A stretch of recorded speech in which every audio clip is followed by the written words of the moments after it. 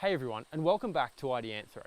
Now on this video, we're going to be observing some plants that normally grow in bioretention systems, but we're going to be observing two different species out in the wild and looking at how, based on where they're living here, how we can learn about those two species and make educated guesses about how well they will do when we take them to a bioretention system. So the two species that we're looking at today are, number one, good old Lomandra. Now Lomandra is a staple of landscaping and all sorts, and it's the plant growing out of this rocky crevice on the creek bed, right, on the bank of the creek right here, yeah? So Lomandra is a staple, it's tough as nails, it's used everywhere in landscaping and in bioretention systems. Great plant. The other plant that we're looking at is Carex. Now Carex oppressor is the species used most often in bioretention systems, and it's been studied heaps and heaps and heaps, and it does really well for nitrogen removal in bioretention systems and for breaking up the filter media in them. Now, my Carex ID is not amazing, so I'm not going to guarantee you that what we're looking at here is Carex oppressor. It may be another variation thereon, but I think there's still some useful observations that we can make based on this. But I just want to, point that out to you so we're under no illusions about what's going on here, yeah? So, the difference that I see here, so we got this clump of Lomandras growing up on the bank just there, and another one even higher there. And then we've got a Carex here in the rocky crevice. We've also got one in that rocky crevice over there, and some more further down this way. And what strikes me about this here, right, is that in broad terms, the Carex are all growing much closer down to the creek and down to the water than the Lomandras are. And this doesn't really surprise me. So these Carex, particularly this one here, which is why I'm focusing in on it, Carex is notorious for being able to get massive root systems. So it's growing really close to the water level and potentially able to get its roots right down to the water. Now something you should know here is that at the moment, I'll spin around and show you the creek, what you should know here is that the water is about as low as I have ever seen it in this creek. I probably have seen it a little lower, but it is particularly low at the moment, particularly for summer, right? So when we're talking about this plant being near the water, very regularly it will actually be right on the water's edge in this particular creek here. And similarly, if you look at these ones over here in this particular crevice, sorry, I'll try and get a shot that's better lighting. You can see growing here, it's actually in just a little run where water normally runs down, and you can even see the discoloration below. So again, these ones are normally getting really wet. So what I'm picking up from looking at these here is that the Carex tends to favour a situation where it can be closer to the water, get more access to the water really easily than the Lomandras. So that says to me, well, the Carex need water more regularly. They're more adapted to be close to it, whereas the Lomandras can probably be happy getting really wet when there's a flood or that sort of thing. But by and large, they don't want to actually have their feet in the water, so to speak. So they want to be a little bit higher up the bank. So let's relate that back to bioretention systems. My observation in bioretention systems is that Carex can get established really well, but often you get a long enough dry period and it doesn't last, it dies off. Whereas Lomandras are tough as nails and they'll stick around, they'll stick around, they'll stick around. Now that's not to say we shouldn't use Carex, but it says that we need to be mindful of its possible, desire for water. That it probably wants a bit more water than some other species, and we need to know. If you've got a system that's for some reason going to be just virtually pure sand in the base of the system, and not that we should be putting pure sand in, but I'm giving a exaggerated example there, pure sand and heaps of hot sun, so that the water's we're going to lose water out of the filter media really quickly, and it's going to be really inhospitable. Well, frankly, Carex probably isn't a great choice in that situation.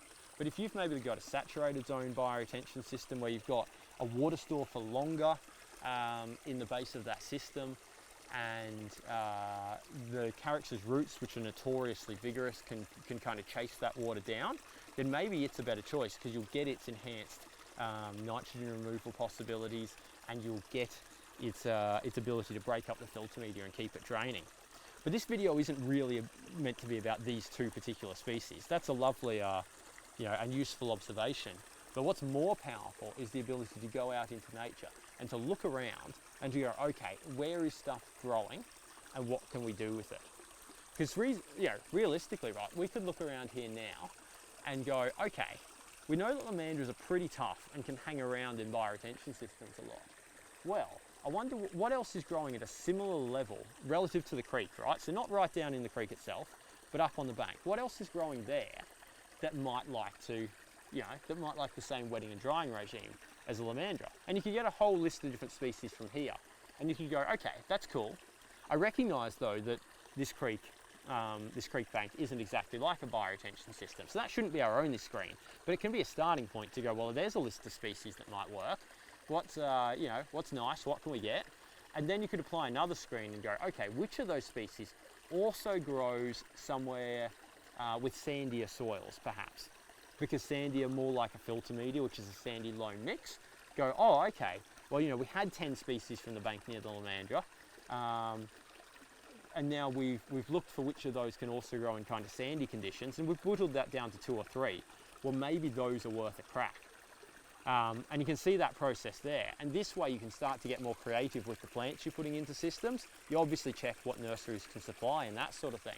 You can start to get more creative and get more variety, get stuff that suits particular niches.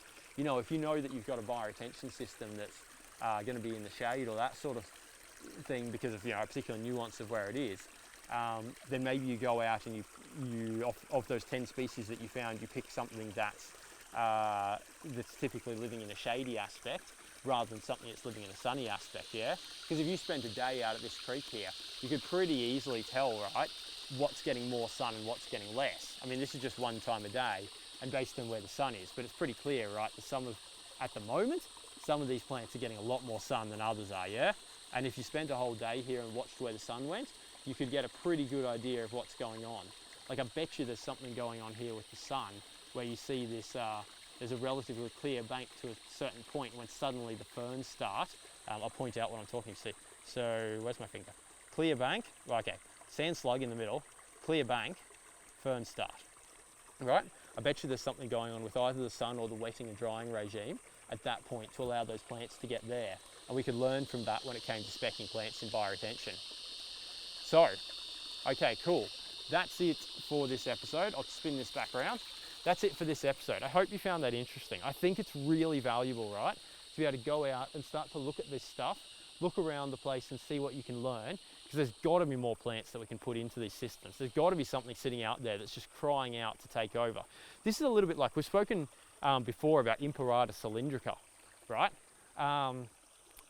Imperator was one of those plants that wasn't getting used regularly, and then someone put it in and we just went, oh wow, hang on, this actually, where we've used this actually goes pretty well in bioretention, right? That's an example of that, but there's got to be other species out and about that we just haven't got around to trying yet, because this field's so young. So don't feel that you're restricted to the stuff on the list. Use your common sense, get out and about, look around, see what works, and then give it a try. Don't be afraid to try it. Perhaps to mitigate your risk, right? Sorry, I've got carried away here. I told you that I was ending this video up, but I'm not. Perhaps you want to mitigate your risk. So you got a bioretention system, you want to try a new species, but of course you don't want the whole thing to fail, yeah? But you've got some tried and true species that you know about, like for example the lamandras. So maybe you plant this particular species out, you were going to use 4 or 5 species anyway, and they were normally going to be fairly tried and true sorts of things, but this time around you sub out 1 or 2 of those for something a little bit less tried and true, but you still make sure you got the solid stuff like the lamandra in there, so that if one or even both of those new species don't work, you haven't completely lost the system. You still got some mature plants, you could come back, you can infill plant without too much expense and get the system up and running pretty quick. Okay, now that really is it for this episode. I hope that you found this interesting. If you would like to know more about what it is that we do at Ideanthro, there's a few different ways you can find us. You can find us online at ideanthro.com. You can sign up for our mailing list there, that's on the bottom of the front page. You can find us on Facebook at facebook.com/Ideanthro, and you can find us on YouTube. If you have any questions, if there's something, you got a burning question you want to know about, something's been bugging you in this kind of water sensitive urban design space, for sure, shoot us an email or contact us in another way on Facebook, whatever you want to do. Just, send a pigeon if you really have to. I quite like birds. Send a chicken, tie a note to a chicken. And no, I'm kidding. But get in contact. Tell us what it is you want to know about. If we can answer it, we'll make a video about it. If we can't, we'll try and find someone who does know about it, and we'll get them on to talk about it, and hopefully we'll help you out. Okay, that's it for now. Have a great time, and enjoy the view of Cedar Creek.